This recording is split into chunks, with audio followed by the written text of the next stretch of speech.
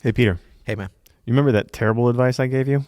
Oh, you mean that all my practice should be based upon only listening to this podcast every day? Yeah. Don't follow that. Okay.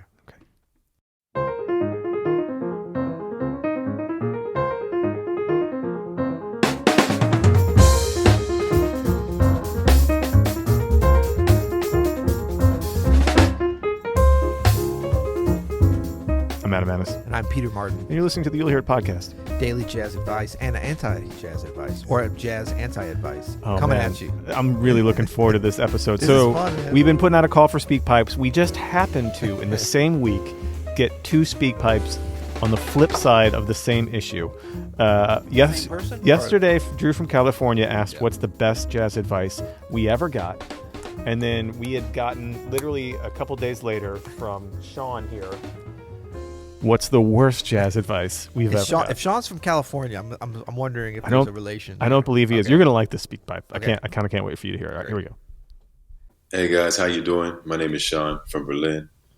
First of all, love the podcast. Made my journeys on the road, especially over the last couple of years, a lot better. Highly entertaining and informative. I want to go negative today. I hate to do it, but maybe you guys can recount some of the worst jazz advice you've personally received or heard about. Mine would be some of the earliest transcription I did. I tried to understand a little bit of what Oscar was doing. And teacher was very discouraging, actually. And now I realize that's a thing with Oscar somehow. It's really negative feelings about his playing, which is hard to imagine somehow, but I guess it is a thing. So thanks a lot. Isn't that great? That's great. First, I want to just say thank you, Sean Jones, for calling in with that question while you're on tour in Berlin. No, I don't think that's Sean Jones, but no man, thank you, Sean. That's awesome. Yeah, I knew as soon as he said I want to go negative that you would be really into this. Hey, man, why I got to be a negative guy? Sometimes you like to go negative. I can go dark. But in a funny way. And I also knew that... Funny, ha-ha, like you're laughing at me? Funny? Yeah, no. But I also thought that we would both connect with him on this thing of... I'm assuming he means Oscar Peterson, because you do hear this. Like, people are like, it's just the Jazz Olympics or whatever. And it's like, what the f*** are you talking about, man? Just they were jelly before jelly was even jelly. Come on now. Man. Come on, man. For real. But this is great, because this sparked a lot of crappy, frankly, advice that I've received. Some of these are from really good musicians, and I'm not going to say who they are because I want to call them out. No, that would be awesome. I'm not going to do it because I still like them. If we ever do our thing like the Patreon edition of that, that's what we're going to do. We're going to be like, if you're a Patreon member, we'll tell you. We get to call out who these. But this is the thing. We're a little bit tongue in cheek today, but also let's remember. Bad advice. All the crappy advice we've given out? Yeah, exactly. Yeah, make your own list of the worst advice we've ever given you. Oh, man. No, but we can learn a lot. Sometimes, like, you can almost learn more from what not to do than what to do. Exactly. And we learned that from Christian McBride. Remember? I'm going to tell you what not to do. Yeah, his classic 2-minute jazz, one of our most watched YouTube videos ever. He's like, how do you get a good sound? Well, I can tell you a few things not to. And then he lists all the things. And it's great. The problem with these are, I think we got all these where people were telling us to do these things, but they were actually things they should have been saying not to do, right? Yeah, totally. Okay. And we'll start out here with my number one, which is to only play rootless voicings when you're playing with the bass player. Come on. What's up with that? Yeah. You know who...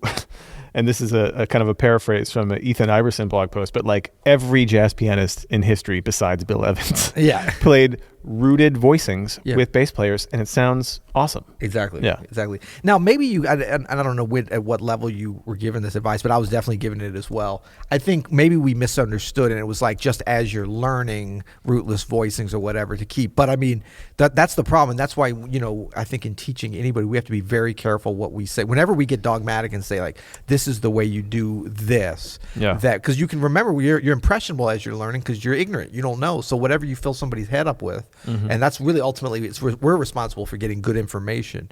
But it starts to get I can't play rooted voice. And then it sort of makes sense on a logical level because it'll get in the way of the bass and stuff. But that's why it's so important to learn bass lines. Learn what is the bass player doing. So then you actually know how you fit in. And then you start to learn, you can play rooted, you can play not rooted. It's all part of the wonderful palette that we have as pianists. Yeah, and we talked about it before. Just the sonority of some rooted voicings it's stronger than rootless, and sometimes if you're in that range, if you're listening to the bass player, it's totally cool. And in fact, adds a lot. Nice. Okay, so some of the first thing that came to my mind for bad advice was play patterns.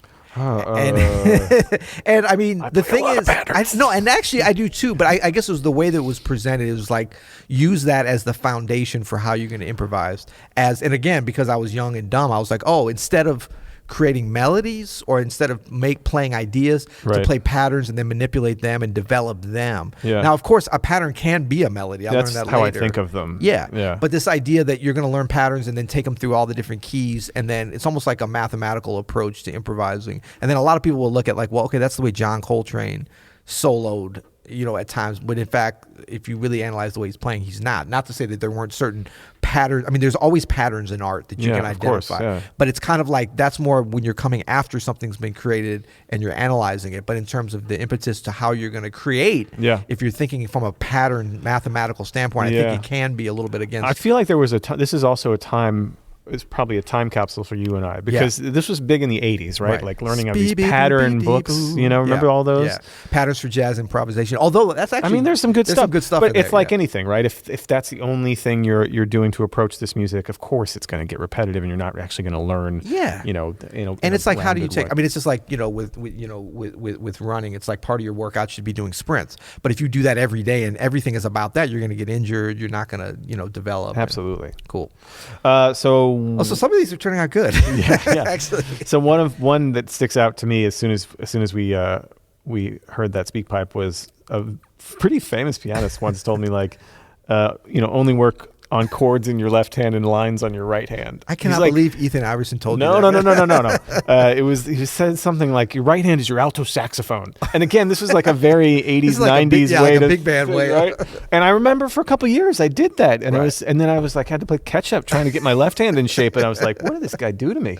So he actually said only work on. It wasn't like I was working on like soloing with both hands or whatever. He's like, no.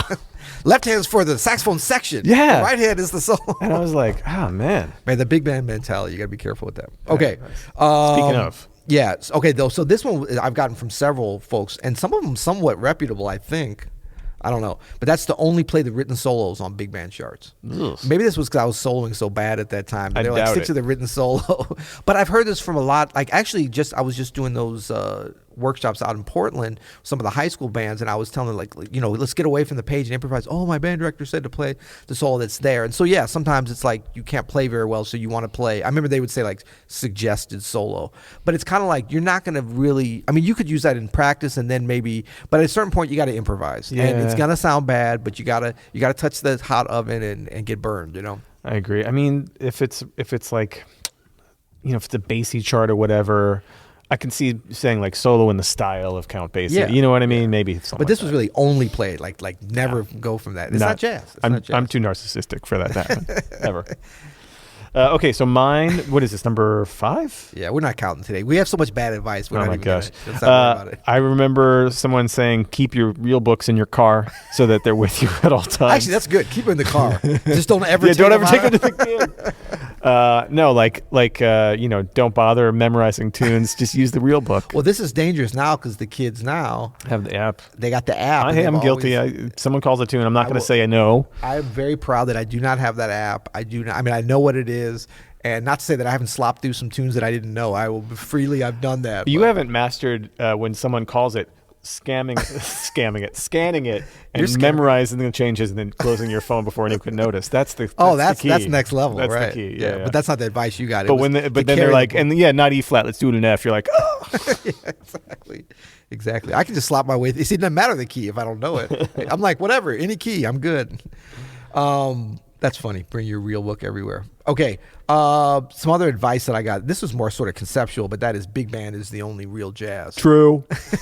And I've gotten this a lot of, What's up with that? From a lot of different levels. Look, I understand people are passionate about something, but it's like when it becomes, this is what, it's sort of like string quartet's the only hip chamber music, That is true, though. Well, no, it's yeah, exactly. But as much as like we love piano trio, we're not like that's the only thing. That's the beautiful thing about this music is that there's these different cool ensembles. You can write for them, you can play in them. Variety is the spice of life. But this whole concept, and it still exists. And I was, especially like in high school, going to these different like all-state jazz band or whatever all district and all these things. Like you get a lot of that, like big band. This is real jazz, and it's just part of it. It's weird. It's not even my favorite part, to be honest. It's weird. Sorry, can I say that? Yeah. Is this thing on? Boom, boom. Yeah. Okay. Yeah, I agree. Okay. My next one is if you're crunched for time. It does not say that. No, you're adding that. Well, that's what it was. That was the context. Okay. If you're crunched for time, practice in the keys that you mostly play in on the gig. Right. Well, but that's actually that seems true. Logical. If you're crunched for time, that's not what you have, though. No, you're cleaning it up. If you're crunched for time, practice in the keys you don't play in a lot, so that you're prepared. That's what I think. Practice. Okay. If you're crunched for time, practice in the stuff you're not good at. Don't just practice in the stuff. I love what you have better. Practice mostly in common keys. Well, that was the gist of it, and that's what I took away for a couple months. Not good. Okay. Yeah, that's. I mean, look, we've all gotten that where it's like, I mean, why would you teach somebody? At least be a little bit aspirational. Even if you think they're not going to do it, give them a little bit of a challenge. Don't be like, yeah, just do the ones that are expected. But you know what it is? We're teaching what we know. Okay, this one actually was given to me, and that was like, tell everyone they sounded great after every tune. Hey man, this was like great. How'd I sound? Yeah, but this was like one of these. This guy was just like giving me networking. They used to call it networking. Now what is it called? It's why like don't you social media? You know? But you should flip the script and just tell everybody how they sound after every tune. That was terrible. Yeah, you're still networking. You're still making an impression. But that was, remember when this was really important? I mean, and actually, we still remember. What are you talking about? Humanity, like talking to people. Man, no, we talked about yesterday is like engaging and stuff, and this is a problem because now people are like, oh, I'll just, maybe they'll text you after the gig like, sounded really good. But it used to be a thing of like, make sure you really communicate and let people know how good they sound. But this is bad advice because like you're supposed to make an impression based on your playing. Yep. And the whole thing, what we talked about yesterday in terms of engaging, that's showing up. Yep. Show up, and then let your playing. I mean, it's nothing wrong with talking. If somebody sounded good, say they sounded good, but when they were like, yeah, tell everyone they sounded good so they'll remember you, then it doesn't mean anything. Yeah, I mean, not everybody sounded good. A better way to do this than probably just tell everybody they sounded great after every tune is actually to network and to be successful at it. Pick something that you genuinely, even if it was a jive solo, pick something that you genuinely liked about either the playing or just the person. Like, hey man, I really like that hat. Come on, man. No, but you know what I mean. Like, is this the good advice or the bad advice? This is the good advice. Oh, okay. Be genuine about it, though. You know what I mean? Like, don't just say you sound great, even if you don't think that. Right. If you didn't like the whole thing or whatever, pick something positive to network with. You know, and say like, hey man, like I really liked it when you did this or whatever. Right. I don't know what that in my jazz voice. How'd I sound? But just make sure you always say that at the end. Did you like it when I did? All right, remember that about the hats, though, because we're going to come to that for our ultimate tip in a minute. But first, we want to just say we are sponsored by Open Studio, which is jazz lessons from jazz legends. Yep. That's what we are. And I know it sounds like wait.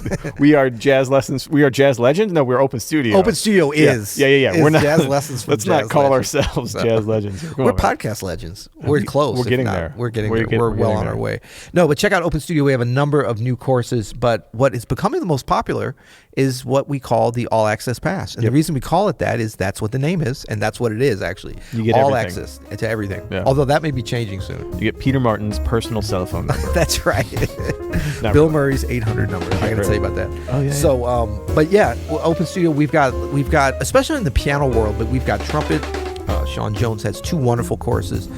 Bass, we got it covered by Christian McBride and Ruben Rogers. Ooh. We have Greg Hutchinson, Peter Sprague, too many to name. Romero Lubombo, get your Brazilian jazz guitar going. No, we got the Brazilian rhythm section course. That's really been good popping. course. That's been popping with a lot of our members are enjoying it. But come check out our offerings there at openstudio.network.com. Yeah, go to you'llhear.com to get in some free stuff that we offer. You know, the blogs. Yeah, obviously. That's really the best way to sort of sample our flow, as we say. You kind of see the kind of thing that we do, and then if you want to, if and when you're ready, we are ready for you. That's right. Okay. All right. What's our ultimate whack advice? Ultimate whack advice: wear piano ties and berets. You'll hear it.